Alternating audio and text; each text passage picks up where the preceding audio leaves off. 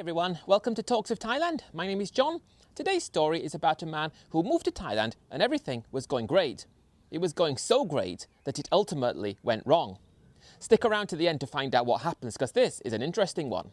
Don't forget to subscribe to the channel if you haven't already, give the video a like, and let's get in to today's story.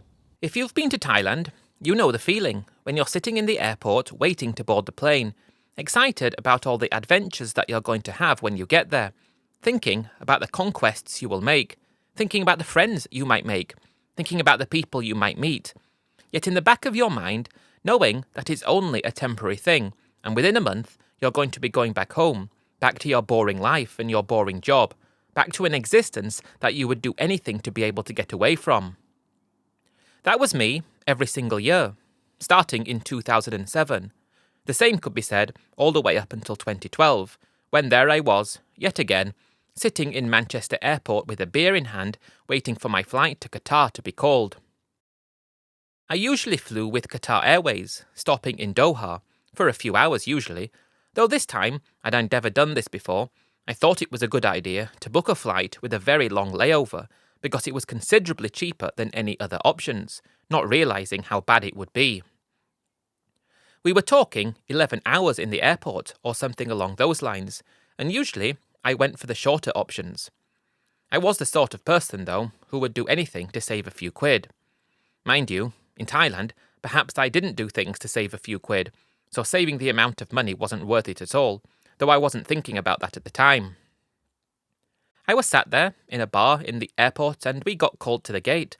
I'm sitting at the gate, and then you see a few Thai people heading back to Thailand. That's when you start to understand where you're going and the adrenaline's flowing and the excitement is flowing and you can't wait to arrive. Boarding the plane, that's when you start feeling those holiday vibes that you've enjoyed since your first trip to Thailand. The plane takes off, they serve the meal, you're watching a movie, trying to sleep, though it's very difficult because Thailand is front and centre. When I landed in Qatar, I went to go and sit down, and after 2 hours of waiting, that was when I realised what an error it had been. Interestingly enough, I started speaking to a guy who was waiting for the same flight. He was together with his Thai wife, they were living in England, and they were going back for their yearly holiday. The thing that really stuck out to me from the conversation I had with him was that while I always dreaded the thought of going home alone, dreaded the thought of having to leave Thailand, he always said that by the time the end of the holiday came, he didn't really mind. He referenced in the past how when he used to leave Thailand and his wife wasn't with him at the time and he was single, how that always used to be dreadful. Though as soon as he was married, as soon as they started living in the UK, and as soon as his wife was with him in the UK, Thailand didn't have the same kind of hold on him as it seemed to have on me. I often thought to myself, is it worth even going to Thailand because of how bad I feel when I need to return? For the few months after I've returned, I just can't get Thailand out of my head. I can't get the thoughts of some of the girls I've spent time with out of my head, thinking that they're going to be continuing their lives there, in the bar, meeting other guys, doing what I want to be doing, and I can't be doing it. When this guy was speaking to me, although it was just a conversation we had over a few beers in a couple of hours, both of us killing time, both from the same place, both the same sorts of people, he really seemed to have found the solution to the problem, which was, don't go on holiday, meet girls, fall in love or whatever, and go back home and miss it. Go to Thailand, meet someone, and actually settle down with them, get to know them, maybe become serious, and take them home with you. And if you do that, leaving Thailand is not going to be as bad. The flip side to that, though, was he said that when they go to Thailand, they don't go to Pattaya, they don't go to the nightlife areas around Bangkok. They might spend a few days in Bangkok, go up to visit her family in a house that they were currently building up in Isan. They might go to the beach, just spend time together and leave. I suppose the flip side to that is you wouldn't have the same kind of nightlife fun as you would have if you were single. It really got me thinking that given my age, I was 54, given the fact that I'd never had a serious relationship, Thailand was my month a year when I tried to cram in everything I would miss out on when I returned home, because I was single at home, would never have the chance of meeting anybody at home, would never have the chance of sharing anything with anybody at home. During the month I was in Thailand, that was where I tried to get a whole year's worth of action all into 1 month. Then it got me thinking, if you can meet someone, perhaps it should be something that I should do too. The reason I say that is because after I finished speaking with him, he went off with his wife to go and do some shopping. I sat around and waited and waited and waited for the next plane, and when it finally came, I was worn out. Boarded it, managed to sleep, arrived in Thailand, and went straight to my hotel, and straight out along Sukhumvit Soi 4, which was always the first place I went to when I got to Bangkok. I went to the bars and just started to feel great again. But while I was doing this, I was thinking, what would happen if I'd arrived in Thailand and I had somebody with me? What would happen if I got married? What would happen if I found someone and built a life with someone? What would happen if I changed the course of my life? I wouldn't have this lonely feeling all year anymore, and I wouldn't feel like I was being dragged away from Thailand against my will, because that terrified me, it really did. I nearly didn't go to Thailand because of the feeling of how bad it felt to leave. That's how my holiday began in 2012, just a normal holiday, yet thinking, I hope, to meet someone and maybe have something serious and explore that. I had thought about that before, though I'd always convinced myself against it. I'd never spoken to someone who had done it and seemed to be successful with it.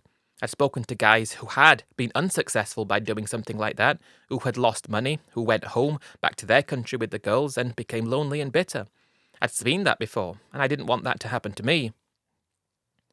I started to think, if I'm careful and sensible, perhaps I can actually find something real, find a girl who is real and who is there for the right reasons and not the wrong reasons. I could build a life with her, take her home, save up, and retire to Thailand in the future.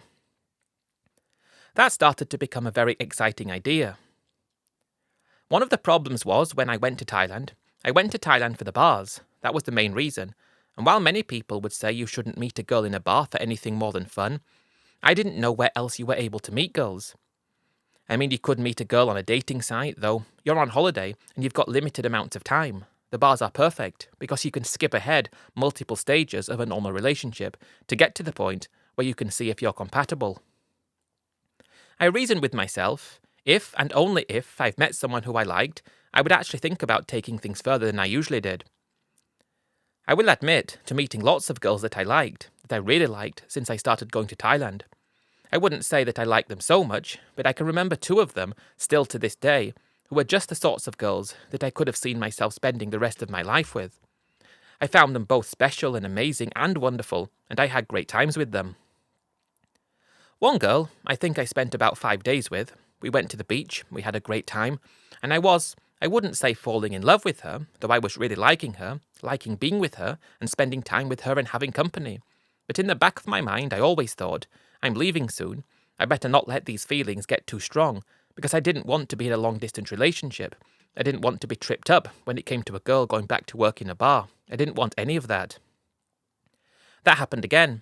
I believe a few years later, I met someone who I loved even more. I probably even did love her, because she was that good. I ended up spending half of the month I had in Thailand with her, though at the end of it, as much as I wanted to say, I'll keep in touch, I will do what I can to come back, I just didn't want to be without her and have those feelings of not knowing what she was doing, knowing that there was a big chance that she was going to be doing things that I want to be doing, and she's going to be doing it, not because she wants to, she's going to be doing it for the money side of things, and that made it worse. That's why I ultimately didn't do anything like that. Now I'm thinking, if I found someone that I like, then I will just take the risk, because if I don't, I'm going to be doing this year in, year out, until I eventually retire. I'd never looked into living in Thailand before. That's something that's very important to say. I never looked at that, because if I had, I would have probably decided to do that a lot quicker.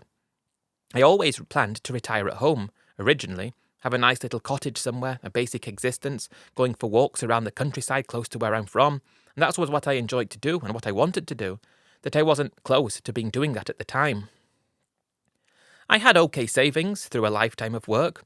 I didn't really spend, apart from my time in Thailand, I always saved. But I never looked into living in Thailand, so it was always live at home, enjoy Thailand, yet with no plans of anything further than that. That was my whole life, up until that point. Sukhumvit Soi 4, my first night back in Thailand in 2012, was just as good as ever. I loved the little bars when you turn off Sukhumvit Road. I loved all the bars down there. I wasn't much into Nana Plaza, that wasn't my scene. I prefer the more intimate style places. I don't like to see behind the curtain style bars or girls in places like that. For me, it's too extreme. It's fun occasionally, but it's not really for me. I preferred the normal sorts of places along the street. I preferred beer bars. Pattaya was always my favourite place, though it was kind of a tradition that I built up. Sukhumvit Soi 4 on the first night, Sukhumvit Soi 7 on the second night, and then a whole trip around Bangkok, or at least Lower Sukhumvit area on the third night. Then on the fourth day, I'd go down to Pattaya, where I'd spend the remainder of my time and take things from there. I did a repeat of that in 2012. When I got to Pattaya, I stayed in my usual place not too far away from Soi Buakhao. I love Soi Buakhao. It was, I felt, the best place for people to go for the normal beer bar sorts of places. Soi 6 was too in your face. I found that was too extreme. I really believed it that way. I really believed that it was way, way too extreme. Again, fun occasionally. Soi 7 was a bit more relaxed, though not really for me. Walking Street was a definite no, but Soi Buakhao, perfect. That's why I like to stay close to there. I was about 5 minutes walk away, and when you check in and drop off your bags and immediately go to the same restaurant that you usually went to when you first arrived and have an English breakfast. I usually got there quite early, and I just remembered to myself that you're going to have to go back soon, though you've got over 3 weeks to really let your hair down and let loose and have a great time. This time I was telling myself, who knows? If you meet someone, then don't worry about being separated for a short amount of time. Don't worry about not being able to be with her straight away. Just take it for what it is and take it for what comes. I might have taken that to heart too much, because instead of doing what I usually did, I always thought, every time I spoke to a girl over the next few days, that perhaps what I have with her could be something good and we could turn that into something. I was thinking instead, although I didn't feel anything like that until I think about a week after I'd arrived in Pattaya, that this is what I want to do, which I usually wouldn't have done. Funnily enough, I wasn't along Soi Buakhao. I was down close to Soi 13, and I walked into a bar and ordered a whiskey coke, which I'd started to drink since I'd arrived in Thailand this time. I was putting on a little bit of weight. That was the only reason I was drinking whiskey coke. Well, it was actually whiskey diet coke or Coke Zero, in fact. And I did that just so I didn't keep putting on weight. I started to have too much beer, though, before that, and yes, I didn't want to get fat. I ordered that drink, and immediately I noticed a girl who'd just arrived after I ordered it. And she went behind the bar, and I found out she was actually working behind the bar. Now, before you say anything, I know a girl working behind a bar doesn't necessarily mean she just works behind the bar. Lots of newbies tend to fall for that. She just works behind the bar. She's the bartender. She's the cashier. She's nothing else. I'm not stupid, don't get me wrong, though she was working behind the bar. That was just the way I would like to describe it. I know she was most likely doing other things too. She came over when my first drink finished. Bear in mind, there were 2 girls behind the bar. The other one had served me, and she arrived just after, and she asked if I wanted another, and I said yes, please. Without thinking about it, I asked her if she wanted a drink, and she said yes, saying she'd love to have one.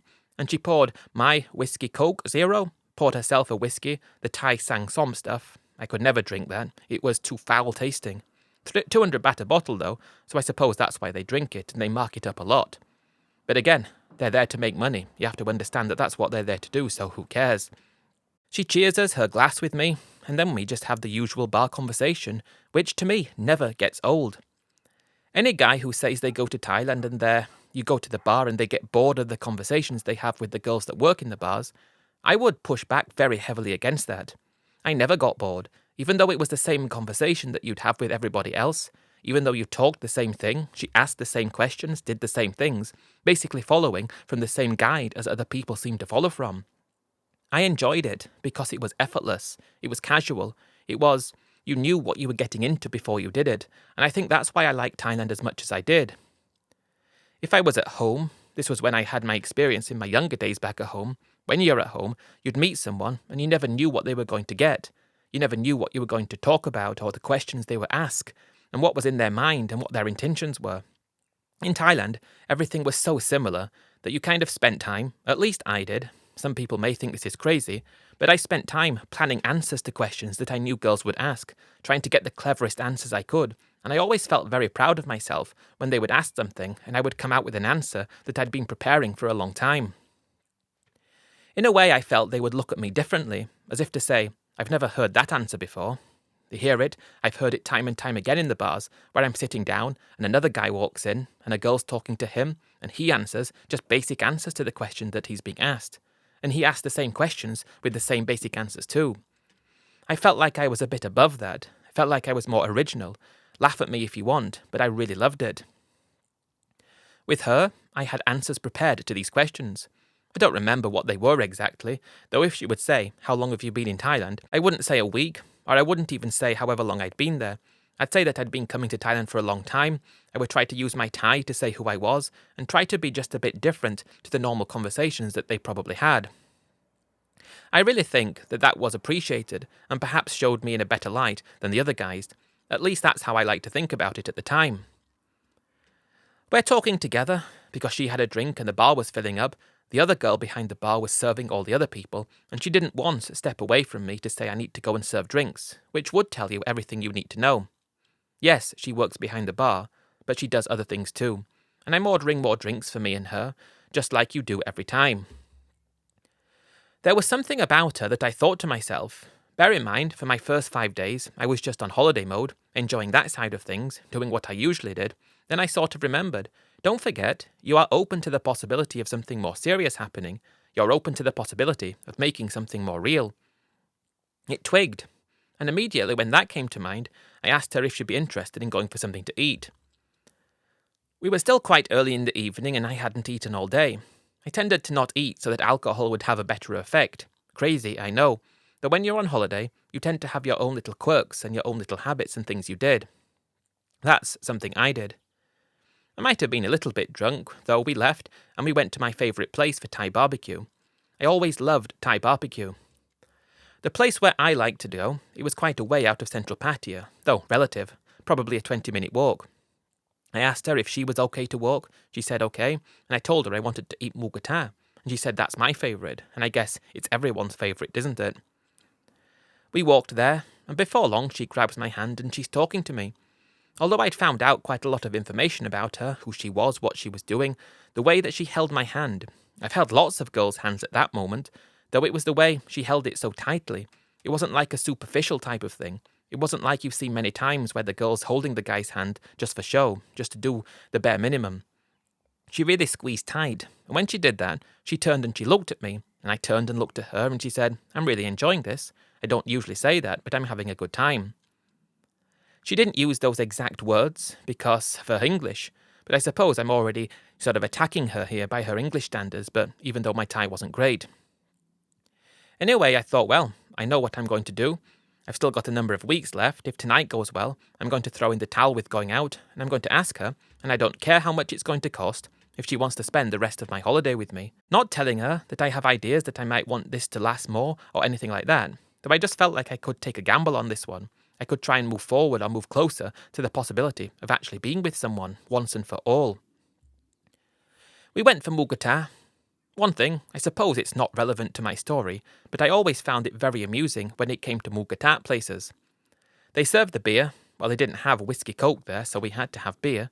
But the beer was warm when you buy it, meaning you had to buy ice, and the buckets of ice were quite expensive. Yet the Thai desserts that you would eat, which were included in the buffet, they had a huge bucket of ice which was part of the buffet, yet you had to buy ice separately for the beer. I always thought that was very amusing. Always thought to myself, I'll just order warm beer and go and get ice out of the bucket. 80 baht for ice for the drinks. And of course I'm not going to do that, because that would be crazy. But then you sort of think, if you're Thai and you're going out and you're not making much money, if you see 199 for buffet as opposed to 279, you're going to jump all over it. I don't know. I always thought it was funny.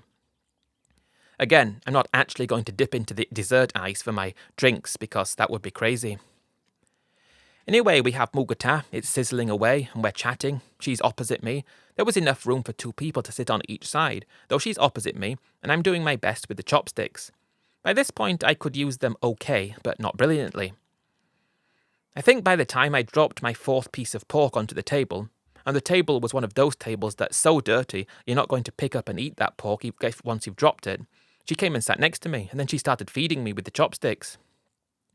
Part of me was quite embarrassed, thinking, I'm not sure if I'm going to enjoy this. I might look like an idiot. But on the other hand, I'm thinking, perhaps she sees something in me. Perhaps I'd already started to see something in her. I know I'd been to Thailand lots of times. It's a game, whatever you want to call it. Though you can't tell me that a foreign guy can go into a bar, and there is no instance ever where the girl might actually like him. You can say it's rare that the girl might like him, you can say it's unlikely, you can say it's not probable, you can say it's a 1 in 1,000, or you can say whatever you want. Though surely there must be some case where you walk into a bar and a girl actually likes the guy and actually thinks that he's someone that she wants to get to know more. It has to happen sometimes. It can't be impossible, so don't say it is. Based on everything that I was thinking, and the experience I'd had before and the things I'd done before, I thought that this was a case of her liking me. This is a point that I always go back to and think about when I'm looking back on my time with her. Was that actually how I was thinking, or was that what I was convincing myself was happening based on the idea that I was actually looking for someone for something more serious? That's what I will never know. Perhaps I wanted that to be the case, and that's why I believed it, yet it wasn't actually the case. Maybe, though, that's what I wanted so badly, and that's why I believed it, and that's why I moved forward with things. Like I say, I will never know the situation. Based on her feeding me with the chopsticks, then we do one of those cheers when you wrap arms and drink beer. I mean, your arms wrap around each other, and I was sold. I really liked her. We went back to my hotel, she's incredible, and I didn't sleep all night. I found the alcohol slowly wearing off, I'm sobering up, and I'm not sleeping though.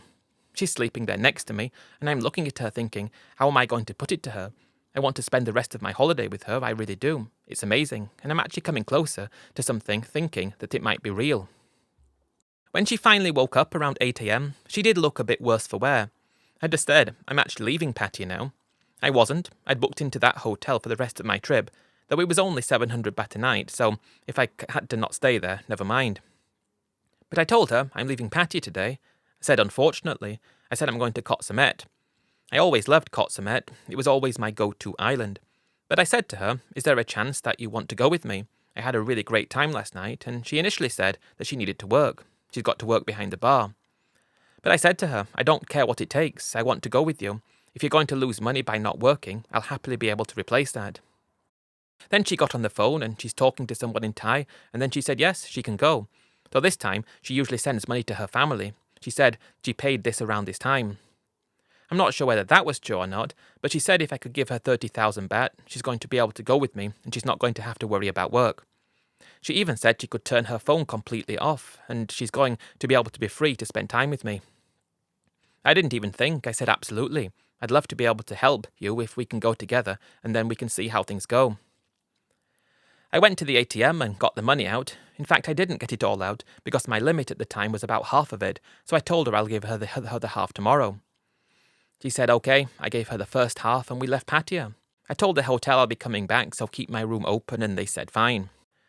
We got a taxi to Rayong, and I'd always gone across on the slow boat to Koh Samet mainly, though I wanted to arrive there in style, so we went on the speedboat. I think it was only 1,500 baht each, which didn't seem too bad. There were about 8 people on this boat, and the weather was perfect. You couldn't have asked for a better day. The sun was shining, the water was calm, and you can see Koh Samet in the distance getting closer, and you're bouncing over the light waves getting closer and closer. When you arrive on the speedboat, you go around to the opposite side of the island and you jump off straight into the crystal clear water. The water's warm and she's holding my hand and laughing.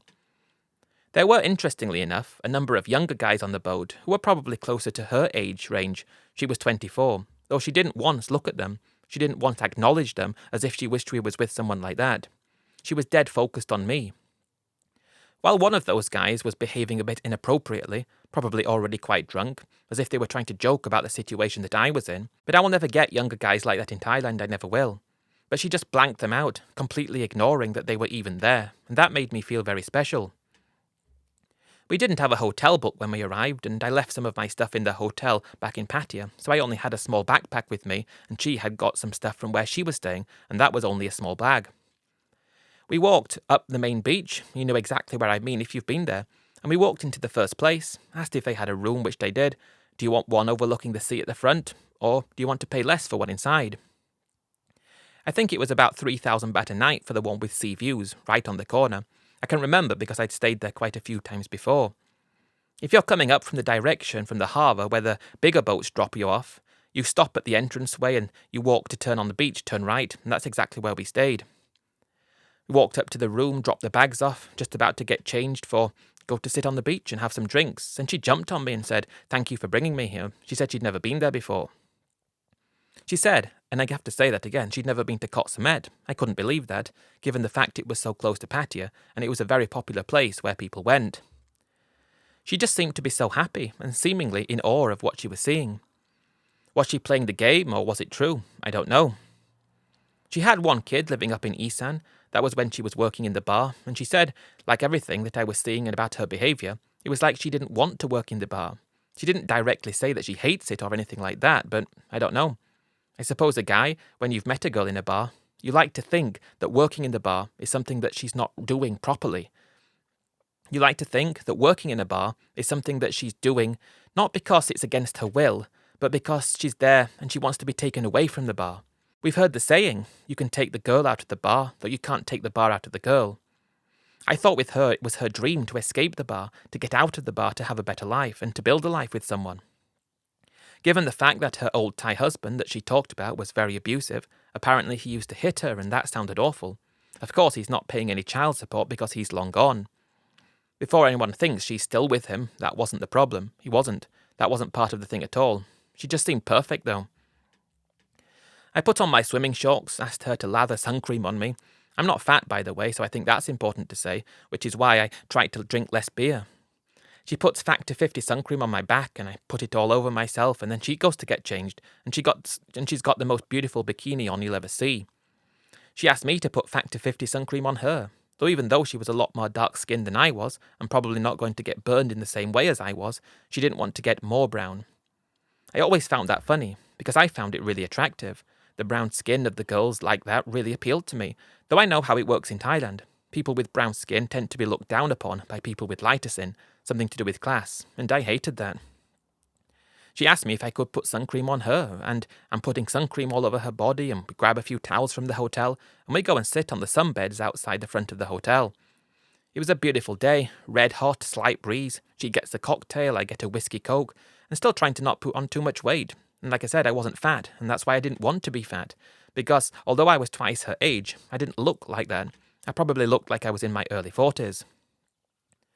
We're sitting down and I'm thinking, this is paradise, it's amazing, I want my life to be like this. And although I always look back to this and think I'm convincing myself that what's going on is real, because I convinced myself that's what I wanted and what I needed, yet if it was on the trip 2 years before, when I was doing something quite similar, I wouldn't have been thinking it was real. I don't know. Your mind can play tricks on you. I can just remember that first day in Koh Samet as being one of the best days I'd ever had. It was really great, and it was because I had the thoughts of the future, the thoughts of maybe trying to make something more serious with her. That's why I was leaning more towards the possibility of seeing where this went. We had a couple more drinks, then we went to swim in the sea, and then went to rent a motorcycle, and yes, I will put my hand up and say I had a few drinks, and I was driving a motorcycle around Koh Samet. You're in Thailand, who cares? We go to another secluded beach quite far out, and if you've been to Koh Samet, you know, there are so many beaches dotted around, and the main one is where the main hotels are. It's beautiful, but quite busy. But not that busy. The further away you went from there, you'll find beaches that are more scenic and there's no people on them, and she was very provocative and exciting and great. By the time evening rolled around, we've got changed and gone to eat at that restaurant where they have the fire show. I always used to love that fried rice stuffed pineapple. That was one of my favourites. Just on the corner, you can see all the food laid out in ice. But fried rice and pineapple was my thing. She got some giant prawns, we shared some squid. And by this point I'm thinking I found the one. I was really telling myself that I had. The days passed and we're just living kind of like life that you wouldn't believe was real. Living in a sense of shock that it was so great, like a bubble in a way. A sense of wonder about what was to come. And we're getting closer and more friendly, even to the point where we're telling jokes. And we kind of have the same sense of humour, find the same things funny. I don't know if you've seen it before, though occasionally they'll be walking somewhere, and we were actually walking from the hotel down to the pier where the large boats drop you off to have a bit of a look, going for a few drinks at some of the places down there, and maybe going to have something to eat at one of the restaurants further down. I was interested in going back to the place I'd been before, where you go and the restaurant is kind of out in the water, and you sit on a small blue-coloured boat, not a boat per se, but they kind of pull you across, like a pulley system. That's where we were going to eat, if it was still there. I hadn't been for a while. But in front of us, we're walking, and this guy tripped up. He was probably in his 30s, a Westerner. He tripped up and fell down. And before I had a chance to hold in my laughter, because I thought it was funny, he didn't hurt himself, so that's important to say. She burst out into laughter uncontrollably. I'm kind of thinking we like the same things, we find the same things funny, and it's just getting better and better. Anyway, it continued. The problem is, I'm noticing that I'm coming closer to the end of my holiday, and I don't want to go back. And then I'm thinking, this is the time when I'm going to have to ask her how she feels. Would she like to continue with where I leave? And let's see about getting her to go back to live with me. Because that's what I was thinking. Let's get her back to the UK. You have to remember that I hadn't come to any understanding of how much things cost in terms of real life in Thailand. I knew it was cheaper for the things I had, though I didn't know about living in Thailand. That's very important to say as about what was to come. She did say to me about a few days before we left, at the beach, we ended up staying there for pretty much the rest of my holiday. She said that she was happy that she met me, she loved spending time with me, she believes that we could have something great, and she doesn't want me to leave. I told her I didn't want to leave, but I had to, and I asked her, quite matter-of-factly, how would you feel about going to live with me in the UK? Would that be something you would be interested in? She said she'd love to. She'd never been there, she had a few friends who were there, and she said even one of her best friends was living there. And to prove it, she wasn't lying, she sent a message to her friend. She'd actually turned her phone back on to do that. She'd left her phone off the entire time that we were on the island. She said she didn't want any distractions, just she wanted to be with me, and I appreciated that. But it was true. Her friend was living in the UK. She was married, apparently doing well there, and everything was good, and she said she'd be happy to move there with me. That was what I was initially thinking about. Then we left, and we were spending 3 more days in Pattaya, and I've heard it all before. We talked. Ideally, I want you to stop working in the bar, and she said she'd be happy to. I said I'd happily replace her income so she didn't need to work, and it was the same as it always is. If you stop working, you can go and spend time with your family, just so I know that you're not doing that, and if you do that, I can happily send money to you, and everything can be great. She said she wasn't going to do anything wrong. I wasn't going to do anything wrong. We trust each other, we love each other at this point, and if that's true, we can build this great life. And she agreed. But that was my biggest worry though, thinking, would she actually do that or not? If I had to, roles reversed, I was still a guy and she was a girl, and she was leaving to go and work or whatever, would I do that? I would, yeah. I would be faithful, because of love. That's what I would do.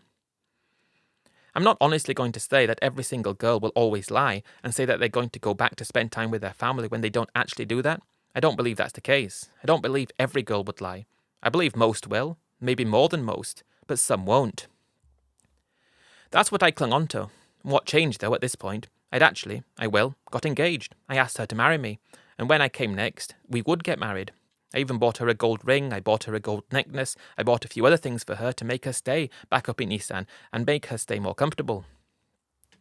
The idea was, I thought, I'll go back home and I will put things in order, come back and get married and apply for the visa. Because I made enough money for her to be able to get the visa, I had a house, so it was just a question of getting married, proving the relationship was real, dotting the I's and crossing the T's, and she would be able to go and be with me. That was the plan. I did plan to come back to Thailand within 3 months to get married. That was what I wanted to do. But that changed.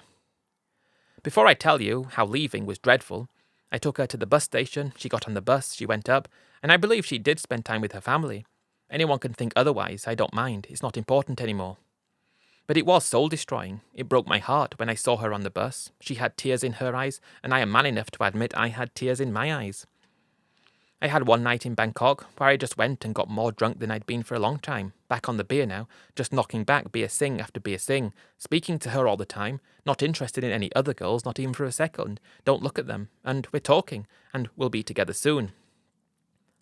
Arriving back at home, the plane ride is so much worse than when you're alone and the plane ride going to Thailand, it really is.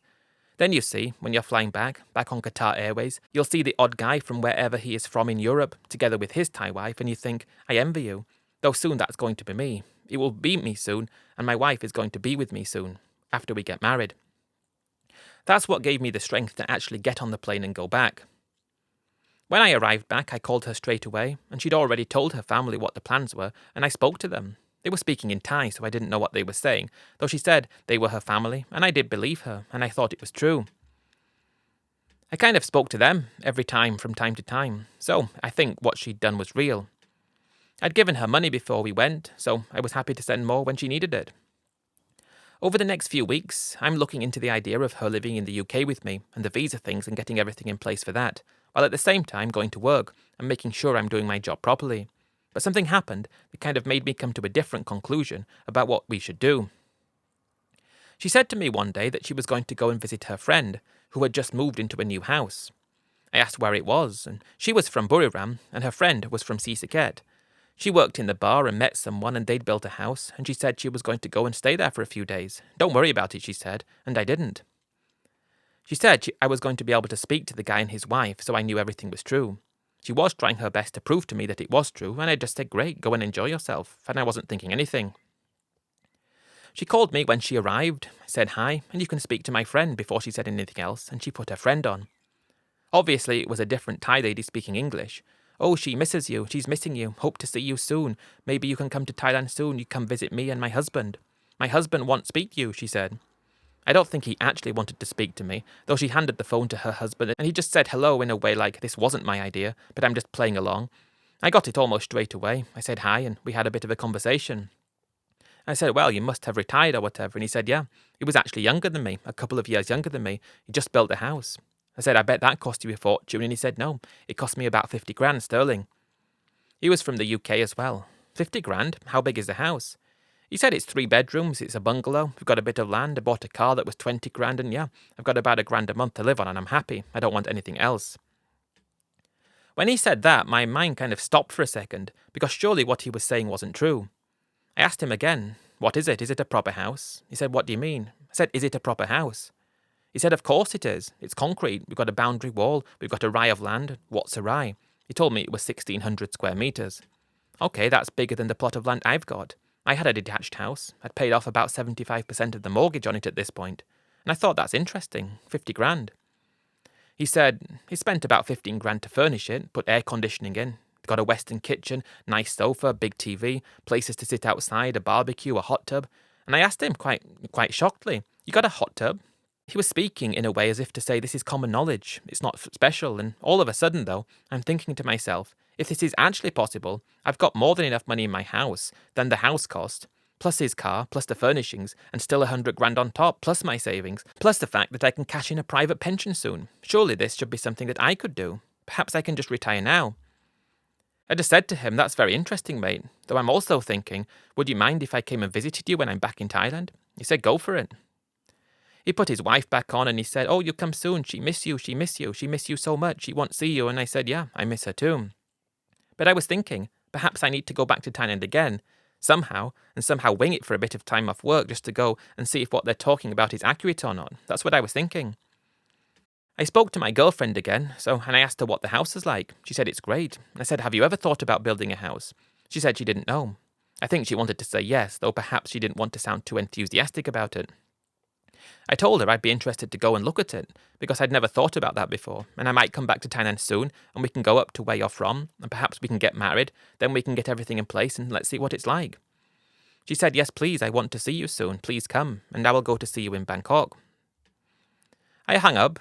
I must admit, I'd never thought about building in Thailand, or living in Thailand up until this point, anything like that, because I thought I couldn't afford it to do it properly. I'd heard it in conversations about guys living in Isan, about guys talking about moving there and things like that, though I never understood how much it cost, or if it was possible for me, if it was something that was actually easy. It was never something I thought about, but now I couldn't unthink it. I'm thinking to myself, if I sell my house, even after the fact, it's still got a bit of a mortgage on it, I'm going to have enough for what that guy's got, plus 100 grand, plus my savings, that's another 100 grand, plus my pension, that's going to be round about £600 a month when I can cash that in.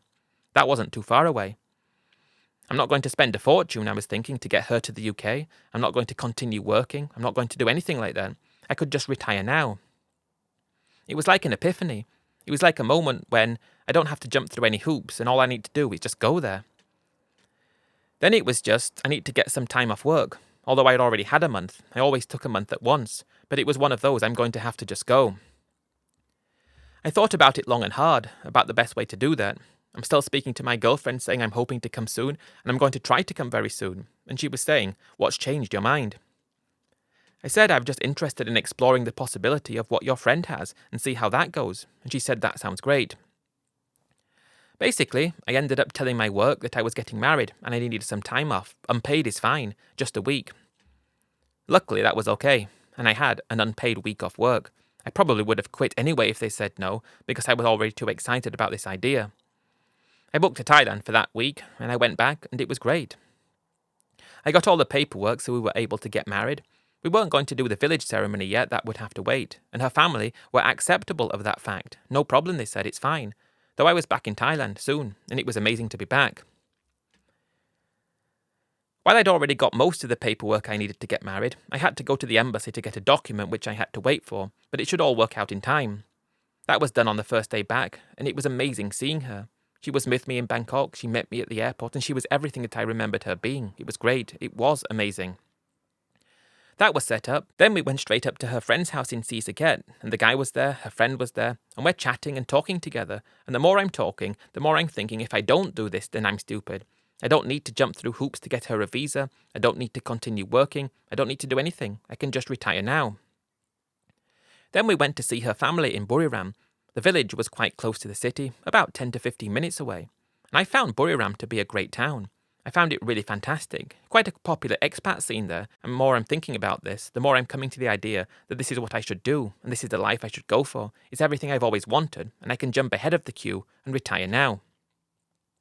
My girlfriend, or my fiancée, or my soon-to-be wife was excited at the prospect, and we looked around the area.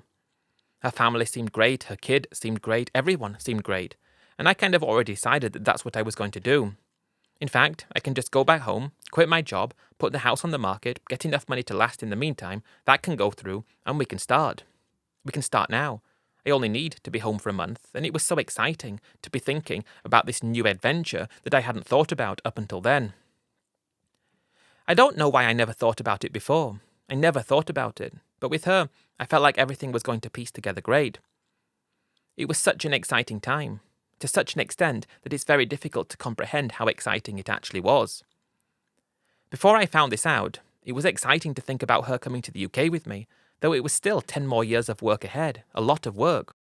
Now, well, I wanted to do something in Thailand. I suppose that was one of the other problems, or the biggest problem of all, not just doing that and living, it was wanting to do something as well. We looked around her village. There was no land technically for sale, though I was told that if you want some land and pay enough money, someone's going to sell it, and everything was available. I knew I couldn't own it, but that didn't matter. She could own it. She was going to be my wife. Based on how much I would spend, even after building the house and furnishing it to a great standard and getting everything I would want for a great time there, even after buying a car, and maybe a motorcycle too, I'm still going to have around 200 grand, and about 600 quid a month from my pension. What more would any guy want? It was like I'd won the lottery multiple times over. It was like I'd uncovered a secret that people didn't understand.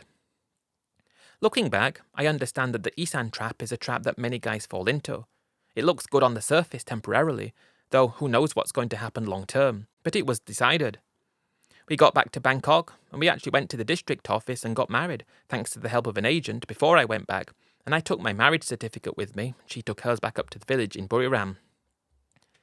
That flight home was one of the best flights I'd ever had, Qatar Airways yet again, and it was great because I knew I was going home for a purpose. I knew I was going home to sort out a few things, and I'd be back in Thailand soon. I wanted to be on that plane because it was a plane that was getting me closer to Thailand, in a way, and it was so exciting. Really exciting, more than I can actually explain or allow anyone to comprehend.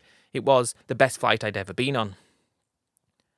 I called her as soon as I arrived home, where she's already talking about what the house can look like and what we're going to do, and I was already talking about what I wanted. I wanted to get into motorcycle riding. I rode bikes as a young child, though never since, and I wanted to go on motorcycle trips with her around the country and all kinds of exciting things. We had the money to do that, and the fact that I had enough money to do that, the fact that I could do that right now, I couldn't believe what a difference a short amount of time could make. It was such a difference between one time and the next, such a difference between the thought before I actually spoke to her friend and her husband, the thought before that. It was still exciting and fun to think about, but it was on a whole other level of excitement that you can't explain to anyone who's never had such a shift happen to them in such a short amount of time. I can only describe it. It's like winning the lottery. That's what it felt like one moment in your life that can make such a change and such a difference to what you're going to do and to the outcome of what's going to happen, that it makes you a different person and makes you really appreciate the fact that things are going to be great soon. I went back into work the following morning and I put in my notice and quit. They asked me if I was sure. I said yes, I'm retiring, and that was it. It was great to retire. They said if you want to quit, there's no point working for an extra couple of weeks, just leave and we'll send you your last check and we're all good. Well, not send you a check, they're going to deposit the money in the bank as they do. And because of that, I was actually able to claim some tax back, which, well, that was not important, but a little bit extra. I contacted an estate agent, told them I wanted to sell, that was all arranged, and I went to get rid of everything I needed to get rid of. I gave most of it away to the charity shop, got rid of my car, got rid of everything. It didn't take long, and only about 3 weeks after arriving back in the UK, everything was good to go, and the house was on the market. However long that took, it didn't matter. I had my savings, I didn't have anything left, and I got myself, my ownership, down to a backpack full of my stuff and a small bag, and I was going to buy new clothes there. I was going to reinvent myself and live a brand new life, and I was happy. She was there, waiting for me in Bangkok when I got back, and again it was wonderful. I felt special, I felt happy to be back. As we were married now, we'd already arranged the village ceremony. That was going to happen in the next few days. It was already paid for, already done. I'd done everything that they wanted me to do. We went up to Buriram, spent a few days in the city. I was exploring the city and really liking it. I loved the water in the middle, I loved everything around, and I loved that city. We had the village ceremony, and that went great. The family was great, all the people around were great, everybody was welcoming, and I felt like I was welcomed as part of the community. I felt like I was part of it in a way, which I suppose foreigners can't actually be a part of it, but it felt that way. From there, we built the house. That took about 4 months. Again, it cost about 50 grand. We bought the car, moved in, and life was fantastic. My house sale came off not long after. That was a good time, and I had enough money to live and probably spend £1,500 a month for the rest of my life, given my pension at 55, which I had already at this time, and given that I'd get an old age pension at some point, when I got that eventually, and £1,500 a month for the rest of my life could be what I spend, and that was what the plan was. Life began. I felt it began in a way that was so different to my life before, and it was fantastic. The first months are going by, there are no problems, we're exactly the same. I went to buy a motorcycle, I learned how to ride that the best way I could, and we did a motorcycle tour around the country as planned. It was on that motorcycle tour when we were actually still in Isan, on the border with Laos, in a place called Mukdahan, where we went into a restaurant. The restaurant was run by a Thai lady and her foreign husband. That was when we started talking about doing something for ourselves. Maybe we could have our own business. I wasn't interested in a restaurant or anything like that, though maybe we could have our own business and we could do something. Not necessarily to make money, but to keep us occupied for a hobby, and if it made some money, all well and good. I think that was the biggest mistake, because we didn't need to do that. We really didn't. We could have continued doing what we were doing and touring around. I had a great life with her for the first year. In fact, we were living together longer than that. It was a great time, talking about the business for a long time. And it was the business that gave us something to talk about. It was the business that gave us a conversation piece. When we're sitting down, when we're out for something to eat in a little town somewhere that we've stopped off for the night, we're talking about maybe we could do this or maybe we could do that. I don't know if it was the conversations that we had and the excitement and the thought of that brought us along those lines, or I don't know whether it was just the thought of doing something to kind of connect myself better to the local area and to her. I don't know what it was. Ultimately, after we'd kind of done touring around and got bored of that, and spent time by the beach and come home and we're bored of that, ultimately, we did decide that we wanted to open a shop. It was going to be a shop selling kind of farm supplies and fertilizer and seeds and things like that, though that did involve building a place, only small, and investing in that, to the tune of about £30,000 sterling. It wasn't a lot of money, but it was still a fair chunk of what I had. We got all the stock, and I don't know, I wasn't allowed to work there because I'm a foreigner. I didn't have a work permit, but she was allowed to work. Now, I don't know how to describe it, but she became different when we opened that business. It was like the business was her baby, if you will. It was like we were together, like husband and wife, and although she didn't fall pregnant and then deliver the baby and the baby was her life, it was like the business was her life, and that's all she cared about. The sad thing is, it wasn't like it was going wrong. It was like she'd wake up early and she'd be at the business, then I'd go to the business, how is everything going? It's great, but I'm busy, I'll come home soon. We started to drift apart because of it, and I couldn't work that out. It was meant to bring us closer together, but it made us drift apart. As we're drifting apart, it's kind of like, I don't know, I miss what we had. I miss doing things together and spending time together and travelling together and living together. I really missed it. But she's focusing on the business, which I get, and I was proud of that, though it was like now she had that. She didn't need me the same way anymore. I found that she'd actually, without me knowing, based on some profits that she made or something along those lines, she'd got another place and opened another shop, and she didn't even tell me about it. I'm asking her, why aren't you involving me? What's going on? And she just kind of talked about things in a way like, don't worry about it, everything's fine.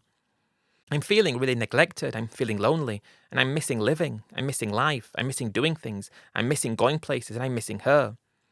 It got to the point where I kind of said to her, well, I think we need to close the business because we don't need to do it, and perhaps we can rent out the building. She said no, she's doing well, and she said, why aren't you proud of me? I think he was making about $20,000 a month, and I said, I am proud of you, but I'm proud of what you're doing, but you're focusing on this so much, and she said, why is that a problem? I kind of think that was when I understood, probably, that even though I don't believe she cheated on me, I don't believe that she'd lied to me when I went home, I believe that she'd actually done what she said she'd done, and even when we weren't together, that she had gone and spent time with her family. But it was when I started to realise this, that I started to understand that we were at very different stages of our lives. She was still in her 20s, she still wanted to do things, and I'd given her the opportunity to be able to do things, I'd given her the ability to do things, and the fact that she was doing it, and she was doing okay at it, and I was proud of that, yet it was like she wanted to build it and do things, and I wanted it to be a small side hobby that we did occasionally, perhaps get someone working for us, we'll go and check in on it occasionally, and it can be a conversation piece that we can talk about when we go out. But she wanted to be there, she wanted to do it, and I didn't want to wake up at 7 o'clock in the morning and she'd already gone and she'd be working at the business. I didn't want to go out for lunch alone and then come back home a few hours later after looking around on the road to cycle by myself and she's not there, and I go to the business and she's there at 5 p.m. and she's working things out and she's ordering stock and she's got a staff member, a girl by the way, who was doing things for her. I didn't want that in any way. I wanted what we had. I wanted to be with her, and I tried to, wake up at the same time as her and go and stay in the business. And every time I would talk about something, or do you remember when we went and did this? She would say, oh, we can talk later, I'm busy. We were at a different stage of life, and I'm starting to not enjoy myself anymore. I'm not enjoying it, I'm hating it. I'm wanting what I had with her back. I'm wanting our life back. I'm wanting to live like we used to live. I want it back, though she wants this.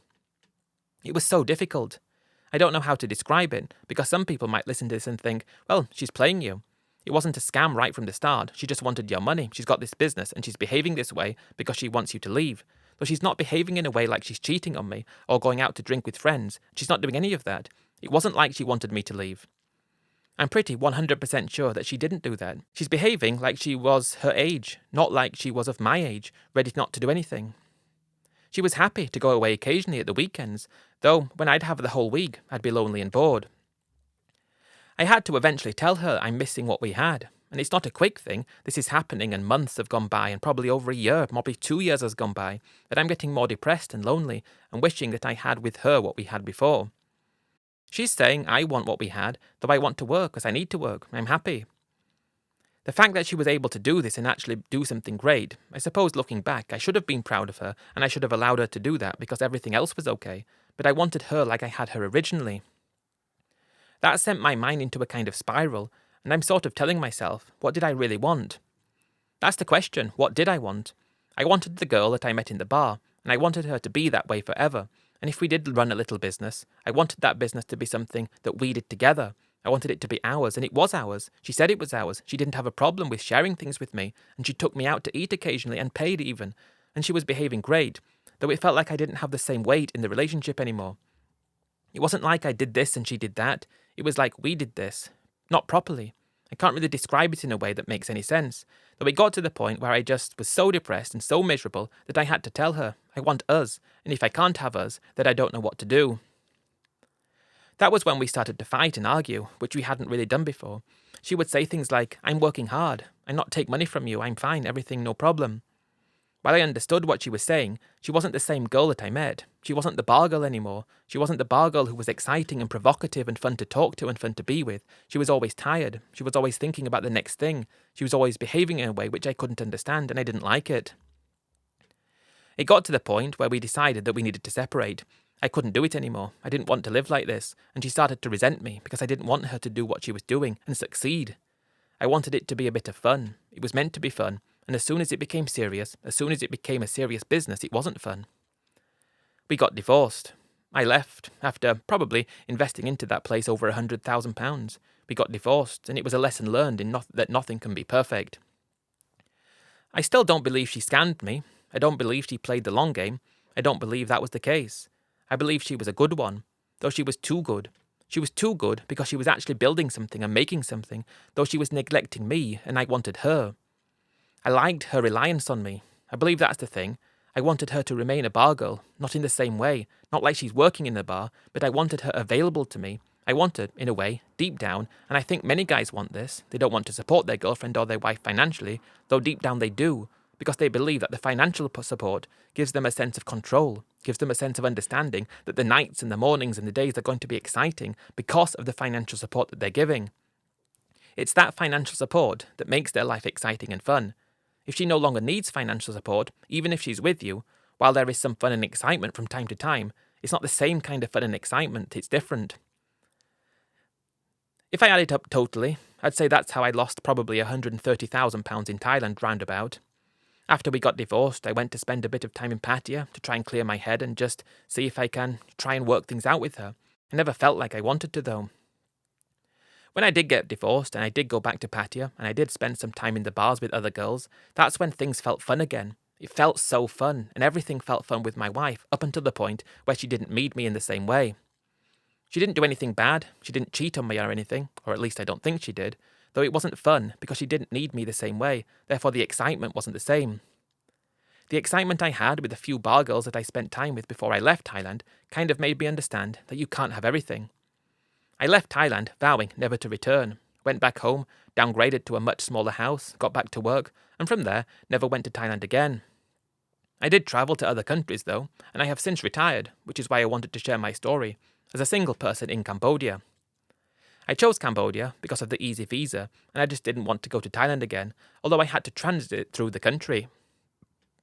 That's what I would like to say, and end my story by saying that things can go right, though they can go too right. That means they can go wrong, and you can't get what you want, because what you want is one thing, and when something happens that is not necessarily a negative, it changes everything, and it makes it not the same and not as fun.